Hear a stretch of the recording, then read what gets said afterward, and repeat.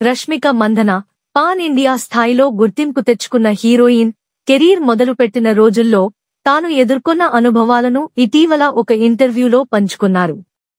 అవకాశాల కోసం చాలా కష్టపడాల్సి వచ్చిందంట. ఆడిషన్స్ కి వెళ్లి వచ్చిన ప్రతిసారి కన్నీళ్లతో తిరిగి వచ్చేదాన్ని. అందులో ఒక సినిమాకు అయితే చాలాసార్లు ఆడిషన్స్ చేశారు. చివరికి ఆ మూవీలో నన్ను సెలెక్ట్ చేశారు. 2-3 నెలలు ఆ సినిమా కోసం వర్క్ షాప్స్ జరిగాయి. చివరకు ఆ సినిమా ఆగిపోయింది. ఆ తరువాత దాదాపు 25 ఆడిషన్లలో నన్ను రిజెక్ట్ చేశారు. అయినా ఏ రోజు వెనక్కు తగ్గలేదు. ఇప్పటికీ నేను పోషించే పాత్రలు బాగా రావటానికి కష్టపడుతూనే ఉంటాను అని రష్మిక వెల్లడించారు.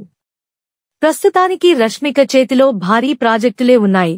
అల్లు అర్జున్ హీరోగా, సుకుమార్ దర్శకత్వంలో వస్తున్న పుష్ప 2, బాలీవుడ్ సినిమాలలో విక్కీ కౌశల్ తో చావా, సల్మాన్ ఖాన్ తో సికిందర్, శేఖర్ కమ్ములతో కుబేరాలో ఓ పాత్ర పోషిస్తోంది.